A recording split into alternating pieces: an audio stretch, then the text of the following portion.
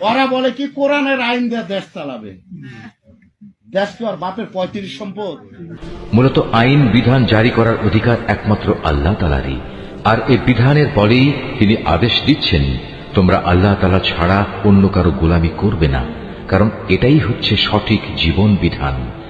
তাদের অধিকাংশ মানুষই আল্লাহ তাআলার উপর ঈমান আনে না, তারা আল্লাহ তাআলার সাথে শিরক করতেই থাকে। তবে তারা কি এ বিষয়ে নির্ভর হয়ে গেছে যে হঠাৎ করে একদিন তাদের উপর আল্লাহ তাআলার সর্বগ্রাসী আযাবের শাস্তি কিংবা আকস্মিক কিয়ামত আপতিত হবে? অথচ তারা তা জানতেও পারবে না। হে নবী, এদের তুমি বলে দাও, এ হচ্ছে আমার পথ, আমি মানুষদের আল্লাহর দিকে আহ্বান করি। আমি ও আমার অনুসারীরা পূর্ণাঙ্গ সচেতনতার সাথেই এই পথে আহ্বান জানাই। আল্লাহ তাআলা মহান, পবিত্র, এবং আমি কখনো মুশরিকদের অন্তর্ভুক্ত নই।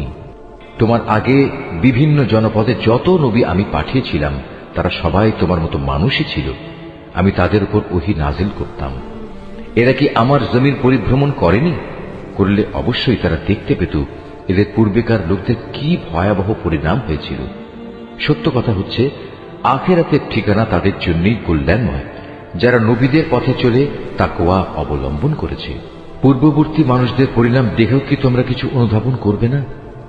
আগেও মানুষ নবীদের মিথ্যা সাব্যস্ত করত, এমনকি নবীরা কখনো কখনো নিরাশ হয়ে যেত। তারা মনে করত তারা বুঝি সাহায্যের প্রতিশ্রুতিতে মিথ্যাবাদী সাব্যস্ত হয়ে যাবে। তখন হঠাৎ করেই তাদের কাছে আমার সাহায্য এসে হাজির হল। তখন আমি যাকে চাইলাম তাকে শুধু আযাব থেকে নাজাত দিলাম, আর নাফরমান জাতির উপর থেকে আমার আযাব কেউই রোধ করতে পারে না। অবশ্যই অতীতের জাতিসমূহের কাহিনীতে জ্ঞানবান মানুষদের জন্য অনেক শিক্ষা রয়েছে।